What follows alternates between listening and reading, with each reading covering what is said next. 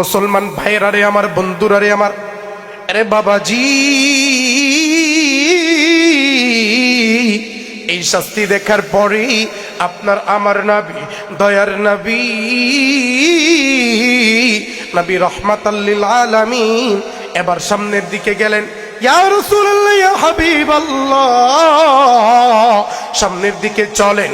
আপনার আমার নবী, প্রিয় নবী, নবী যখন সামনের দিকে গেলেন, তিনি গিয়া লক্ষ্য করে দেখলেন একটা লোক আগুন জ্বালাইতেছে। এবার নবীজি প্রশ্ন করলেন, ভাই এই লোকটা কিসের আগুন জ্বালায়? এবার ডাক দিয়ে বলে, ইয়া রাসূলুল্লাহ, ইয়া হাবিবাল্লাহ, এই ফেরেশতাটা হলো জাহান্নামের দারোয়ান। কিসের দারোয়ান? জাহান্নামের দারোয়ান। বলে তার নাম কি? বলে তার নাম মালিক। বলে সে কি করে? বলে সে আগুন জ্বালাইতেছে, আগুন জ্বালাইতেছে। বলে কিসের আগুন জ্বালায়?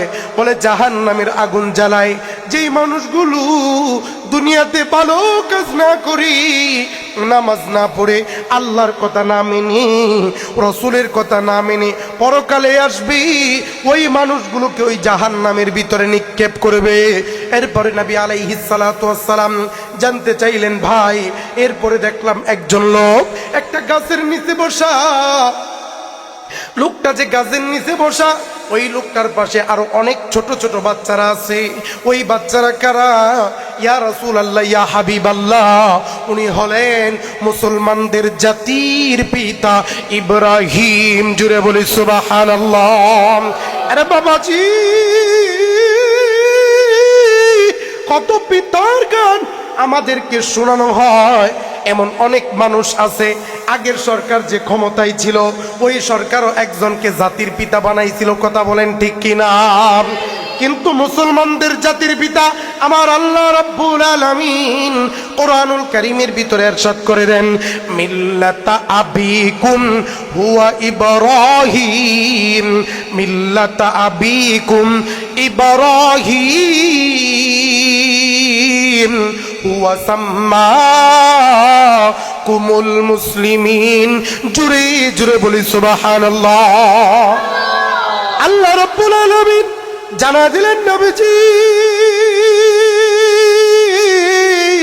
মুসলমানদের জাতির পিতা দুনিয়ার কোনো ব্যক্তি নয়, দুনিয়ার কোনো মানুষ নয়, বরং মুসলমানদের জাতির পিতা আমি আল্লাহর পয়গম্বর ইব্রাহিম। জুড়ে বলি সুবহানাল্লাহ।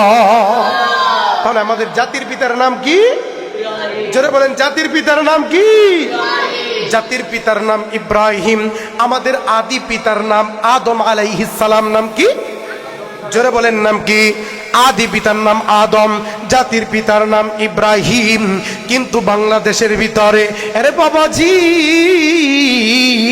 কিছুদিন আগেও, এক বছর আগেও মানুষের গাড়ির উপর চাপায় দেওয়া হইতো জাতির পিতা ইব্রাহিম নয়। কথা বলেন ঠিক কিনা? এজন্য আপনি মুসলমান হিসাবে, আপনি ইমানদার হিসাবে আপনার স্লোগান থাকবে আমাদের জাতির পিতা ইব্রাহিম। জাতির পিতা, যারা বলেন জাতির পিতা।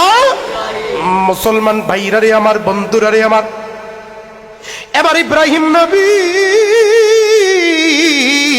ওই যে ছোট ছোট বাচ্চাদেরকে নিয়ে খেলাধুলা করতেছে।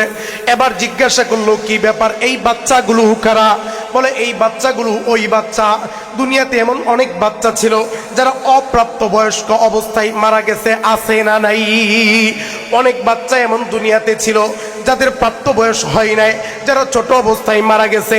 অনেকে মায়ের পেটের ভিতরে মারা গেছে, আবার অনেকেই দুনিয়াতে আসার পরে মারা গেছে। এবার ডাকতে বলে, ইয়া রাসূলুল্লাহ, ইয়া হাবিবাল্লাহ, ওই গাছের নিচে যেই ব্যক্তিটা বসে আছি তার নাম ইব্রাহিম। তার পাশ দিয়া যে ছেলেগুলো খেলাধুলা করতেছে, ওই ছেলে পেলেগুলো হচ্ছে ওই যে দুনিয়াতে অপ্রাপ্ত অবস্থায় তারা মারা গেছিল। জোরে বলি সুবহানাল্লাহ। এজন্য সন্তান যদি অপ্রাপ্ত অবস্থায় মারা যায়, সন্তান যদি বয়স হওয়ার আগে মারা যায়, সাবালক হওয়ার আগে মারা যায়, ওই সন্তানগুলোকে আল্লাহ রাব্বুল আলামিন ইব্রাহিম নবীর সাথে মরার পরে জান্নাতে রেখে দেয়। জোরে বলি সুবহানাল্লাহ। এরপরে মুসলমান ভাইরা রে আমার, এবার নবীজি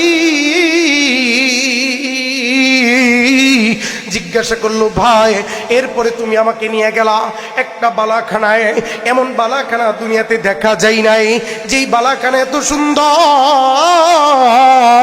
ও ভাইজান, এমন বালাখানা আমি জীবনেও দেখি নাই। ওই বালাখানাটা কার?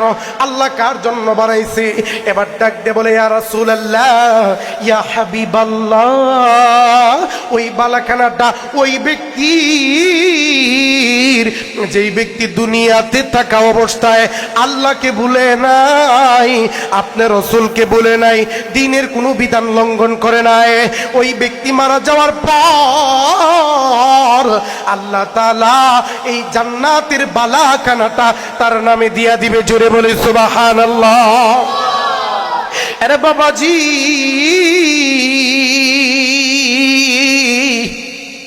এবার নবীজি প্রশ্ন করলো, ভাই গো, এরপরে আরো একটা সুন্দর বালাখানা দেখাইছ, ওই বালাখানাটাও অনেক সুন্দর, এবার তুমি বলো না ওই বালাখানাটা কার?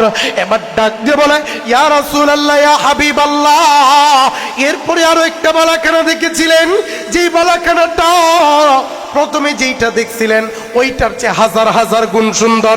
ইয়া রাসূলুল্লাহ, ইয়া হাবিবাল্লাহ, ওই বালাখানাটা ওই সমস্ত ব্যক্তির যারা সমাজের ভিতরে, দুনিয়ার ভিতরে ইনসাফ প্রতিষ্ঠা করতে যাইয়া, দ্বীন প্রতিষ্ঠা করতে যাইয়া জীবন দিয়েছে, শহীদ হয়েছে, ওই বালাখানাগুলো ওই সমস্ত ব্যক্তির জন্য। জোরে বলি সুবহানাল্লাহ।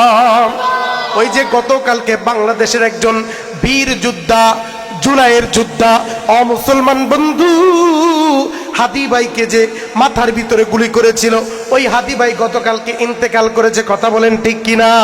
এ বাজান, এমন একজন ব্যক্তি ছিল, যেই ব্যক্তির মনের তামান্না ছিল, আয় আল্লাহ, আমাকে যদি তুমি মরণ দাও, শহীদি মরণ দিও। দেখেন, একবার চিন্তা করে, এই হাদি মারা গেছে, কিন্তু এই হাদির জন্য লক্ষ লক্ষ কোটি কোটি মানুষের মনে দোয়া আছে না নাই? জোরে বলেন, আছে না নাই? এজন্য মুসলমান ভাইরারে আমার, এই হাদি মারা যাবে, কিন্তু ইতিহাসে 100 বছর পর্যন্ত, 1000 বছর পর্যন্ত, লক্ষ কোটি বছর পর্যন্ত এইসব হাদিদের নাম লেখা থাকবে। কথা বলেন ঠিক কিনা? এমন একটা প্রতিহিংসা আমাদের ভিতরে সৃষ্টি হয়েছে, আমরা কেউ কারো ভালো সহ্য করতে পারি? সবাই বলেন, কেউ কারো ভালো সহ্য করতে পারি? একবার তাকিয়ে দেখেন যে আল্লাহর বান্দাকে গুলি করে দুনিয়া থেকে বিদায় করা হয়েছে। আপনার সাথে মতের পার্থক্য আমার থাকতেই পারে, কথার কাটাকাটি থাকতেই পারে, এটা স্বাভাবিক, কিন্তু একটা মানুষের মতের পার্থক্য আপনার সাথে না মিলার কারণে তাকে আপনি গুলি করে হত্যা করলেন। আহা, এর বিচার যদি দুনিয়াতে নাও হয়, পরকালে ইনশাল্লাহ হবে। কথা বলেন ঠিক কিনা? প্রিয় ভাইরা আমার, এজন্য আমাদের মনেও যেন এমন একটা আকাঙ্ক্ষা থাকে যে আমি মরে যাব, তাই কি হয়েছে, আমাকে অন্ততপক্ষে অন্য প্রজন্ম যারা আসবে তারা কখনো ভুলে যাবে? জোরে বলেন, যাবে? এজন্য আপনার আল্লাহর কাছে শহীদি মৃত্যুর তামান্না করতে হবে। শহীদি মরণটা এমন একটা মরণ, সাহাবায়ে কেরাম আজমাইনরা আল্লাহর কাছে সবসময় শহীদি মৃত্যুর কথা আল্লাহ তাআলার কাছে ফরিয়াদ জানাতেন। সব সময় সাহাবায়ে কেরাম আল্লাহ রাব্বুল আলামিনের কাছে বলতেন, আল্লাহ, মরণ যদি দিবা, তুমি আমাদেরকে এভাবে সেভাবে যেন তেন ভাবে মরণ দিও না, আমাদেরকে তুমি শহীদি মৃত্যু দিও। জুড়ে বলি সুবহানাল্লাহ। দেখেন শহীদি মরণটা কেমন। আল্লাহর নবী, প্রিয় নবী মুহাম্মদ সাল্লাল্লাহু আলাইহি ওয়াসাল্লাম বলেন, কোন ব্যক্তি যদি দ্বীনকে প্রতিষ্ঠা করতে গিয়ে, ইনসাফ প্রতিষ্ঠা করতে গিয়ে, ন্যায়কে প্রতিষ্ঠা করতে গিয়ে তার জীবনটা বিলিয়ে দেয়, ওই ব্যক্তির শরীরের ভিতরে যখন আঘাত করা হয়, যখন ব্যক্তির শরীরের ভিতরে আঘাত করা হয়, ব্যক্তি যখন মৃত্যুর কোলে ঢলে পড়ি, আল্লাহ রাব্বুল আলামিন ওই ব্যক্তিকে জান্নাত দেখাইতে দেখাইতে দুনিয়া থেকে নিয়ে যায়। জুড়ে বলি সুবহানাল্লাহ। শুধু এখানেই সীমাবদ্ধ নয়, এখানেই লিপিবদ্ধ নয়। আল্লাহর নবী, প্রিয় নবী, নবী রাহমাতাল লিল আলামিন বলেন, যদি কোনো ব্যক্তি শহীদি মৃত্যুবরণ করে, মৃত্যুবরণ করার সঙ্গে সঙ্গে আল্লাহ রাব্বুল আলামিন তাকে জান্নাত দিয়া দেয়। জুড়ে বলি সুবহানাল্লাহ। দেখেন শহীদ মৃত্যুর কত দাম, কত দাম। আল্লাহ রাব্বুল আলামিন বলেন, দুনিয়ার মানুষগুলো যখন মৃত্যুবরণ করে, মৃত্যুবরণ করার পরে এই মানুষগুলো কবরের ভিতরে থাকে। ওই যে যখন হাসর নাসর হবে, যেদিন কিয়ামতের মাঠ কায়েম হয়ে যাবে, ওই দিন বিচার হওয়ার পরে আপনি জান্নাতি না জাহান্নামী সেটার বিচার করা হবে। কিন্তু কোনো ব্যক্তি যদি ইনসাফ প্রতিষ্ঠা করতে গিয়ে, দিন প্রতিষ্ঠা করতে গিয়ে, সমাজ থেকে জুলুম দূর করতে গিয়ে তার জীবন দিয়ে দেয়, মৃত্যুবরণ করার সঙ্গে সঙ্গে আমার আল্লাহ তাআলা ওই ব্যক্তিকে জান্নাত দিয়ে দেয়। জুড়ে বলি সুবহানাল্লাহ। মুমিন মৃত্যুকে ভয় করতে পারে না। আমরা অনেকে মনে করি আরে মৃত্যু কাছে চলে আসতেছে, মারা যাব, কত কষ্ট। আসলে মৃত্যু আমাদের জন্য কষ্ট নয়। আমাদের আসল বাড়ি দুনিয়ায় না, আমাদের আসল বাড়ি জান্নাতে। কোথায়? সবাই বলেন আমাদের আসল বাড়ি কোথায়? আমাদের আদি পিতা আদম আলাইহিস সালাতু ওয়াস সালাম, তিনাকে আল্লাহ তাআলা সৃষ্টি করার পরে কোথায় রেখেছিলেন? জোরে বলেন কোথায় রেখেছিলেন? জান্নাতের ভিতরে আল্লাহ রাব্বুল আলামিন তিনাকে রেখেছিলেন। তিনাকে জান্নাতে রাখার পরে আবার আল্লাহ রাব্বুল আলামিন তিনাকে দুনিয়াতে প্রেরণ করেছেন। কথা বলেন ঠিক কিনা? এজন্য আমাদের আসল বাড়ি কই? জোরে বলেন আসল বাড়ি কই? ওই জান্নাতে যেতে চাই কি চাই না? সবাই বলেন চাই কি চাই না? এই দুনিয়াকে 10 বার বিক্রি করলে কয়বার? সবাই বলেন কয়বার? এই দুনিয়াকে 10 বার বিক্রি করলে জান্নাতের একটা ইটও কিনা যাবে না। জুড়ে বলি সুবহানাল্লাহ। আরে এত সুন্দর জান্নাতে কারে বা চাইতে মন না চায় বলেন তো? আমরা বুঝি না তো, যে জিনিস দেখি নাই, যেই জিনিস আমাদের কল্পনাতেও নাই যে কত সুন্দর হবে। একজন একটা বাড়ি বানাইছে, বাড়িটা দেখার পরে আপনার আফসোস লাগলো, আহারে এত সুন্দর জিপসামের ডিজাইন, আবার চারদিকটা টাইলস করে এত অত্যাধুনিক ব্যবস্থা একটা বাড়ি বানাইছে। আপনার মনে আফসোস লাগে, আমারও যদি এমন একটা বাড়ি থাকতো। লাগে কি লাগে না? কথা বলেন লাগে কি লাগে না?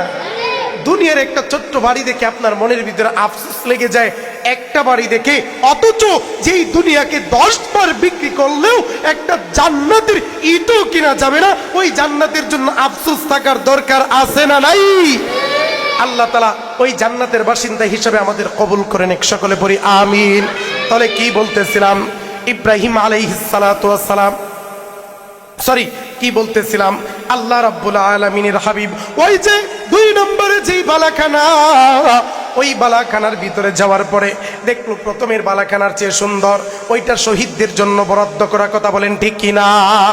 এরপরে নবী আলাইহিস সালাতু ওয়াস সালাম ওই বালাখানার ভিতরে দাঁড়ায়া তিনি নজর করে দেখতে পারলেন আরো একটা বালাখানা উপরে দেখা যায়।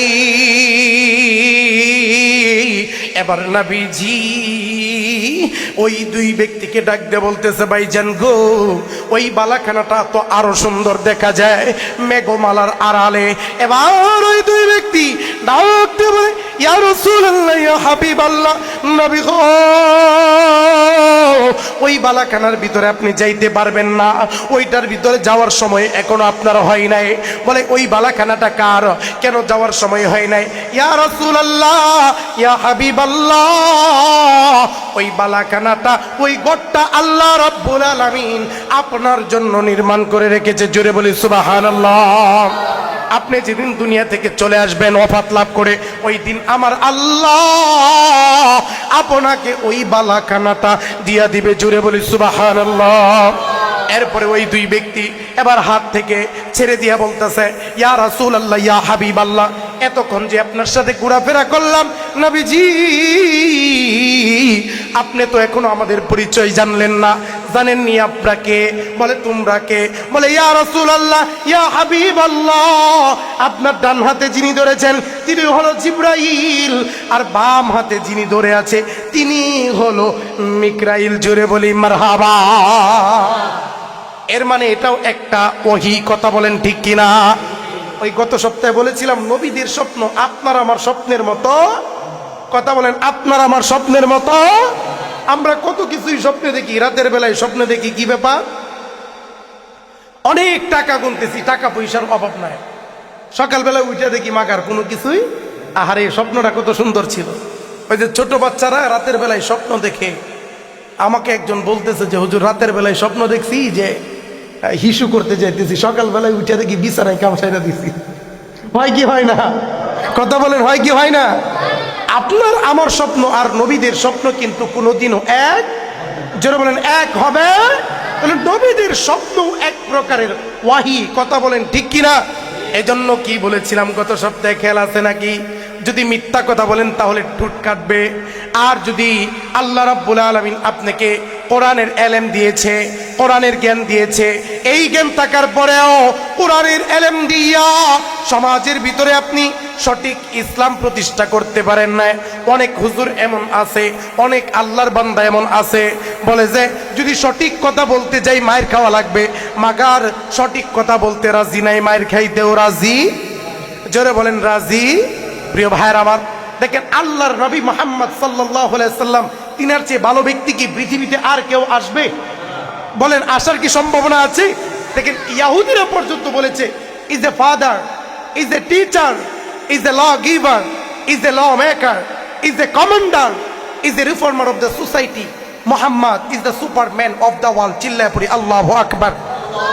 ইহুদিরা পর্যন্ত বলতে বাধ্য মুহাম্মদ শিক্ষক হিসাবে, মুহাম্মদ পিতা হিসাবে, মুহাম্মদ নেতা হিসাবে, মুহাম্মদ সমাজ সংস্কারক হিসাবে, মুহাম্মদ এই গোটা পৃথিবীর জন্য ছিল সুপারম্যান। জুড়ে বলি আল্লাহু আকবার। ইহুদিরা পর্যন্ত এই কথা বলতে বাধ্য হয়েছে, কিন্তু এই নবীর সাথেও মানুষ দুই নাম্বারই করছে, কি করে নাই? যারা বলেন করছে, কি করে নাই? নবীজি তায়েফের ময়দানে গিয়েছেন দিন প্রচার করার জন্য। তায়েফের ময়দানে আপনার আমার নবীকে তায়েফবাসী এমন ভাবে পাথর নিক্ষেপ করেছে, নবীজি একবার দুইবার নয়, তিনবার তায়েফের ময়দানে নবীজি বেহুশ হয়েছেন। আল্লাহ, কত কষ্ট নবীজি এই দ্বীনের জন্য করেছেন, কত মায়ের নবীজি খেয়েছেন। আমাদের মায়ের খাওয়ার দরকার নাই, আমাদের এতটুকুন দরকার যে আমরা 5 ওয়াক্ত নামাজ পড়বো, আল্লাহর দ্বীন প্রতিষ্ঠা করার চেষ্টা করব। নবীজি যা আদেশ আমাদের দিয়েছেন মানবো, কিন্তু এতটুকুনও মানতে আমরা রাজি। দেখেন কয়জন মানুষই বা নবীজির প্রত্যেকটা কথা মানে? কয়জন মানুষ নবীকে মডেল হিসাবে মানতে পারছি আমরা?